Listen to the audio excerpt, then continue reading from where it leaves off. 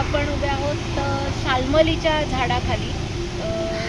शाल्मलीचं झाड हे ओळखायला खूप सोपं आहे आणि छान पण आहे. याच्या पूर्ण सालीपासून खाली खोडाचं हे जे साल आहे ते वरती पार बुंद्याच्या अगदी फांद्यांच्या पर्यंत त्याला काटे असतात, अगदी छोटे छोटे.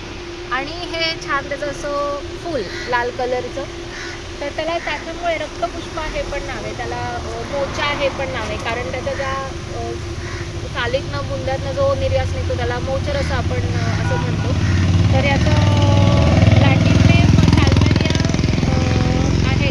आणि त्याचा जो रसवीर्य विपाक आहे तो म्हणजे मधुर मधुर शीत आहे. तो म्हणजे मधुर रस, मधुर विपाक आणि वीर्यशीत. मोचरस हा मात्र कशा रसात्मक आहे.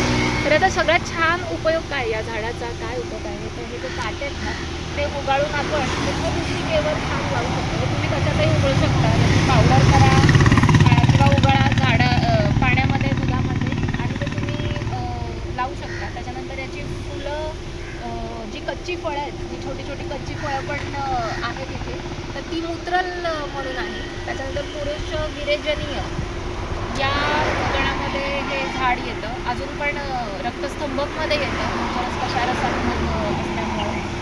त्याच्यानंतर शुक्रस्तंभक आहे हा मोचरससुद्धा. आणि असं हे खूप छान बहुपयोगी आहे. वातपित्त शामक आहे. मोचरस जो आहे तो कफपित्त शामक आहे. आणि मात्र ही जी फुलं, पानं, हे पूर्ण जे झाड आहे ते वातपित्त शामक आहे. शीत मधूर मधुर असल्यामुळे मोचरस हा कफपित्त शामक आहे. सो तुम्हाला जर हे झाड मिळालं तर नक्की याचे काटे गोळा करून ठेवा.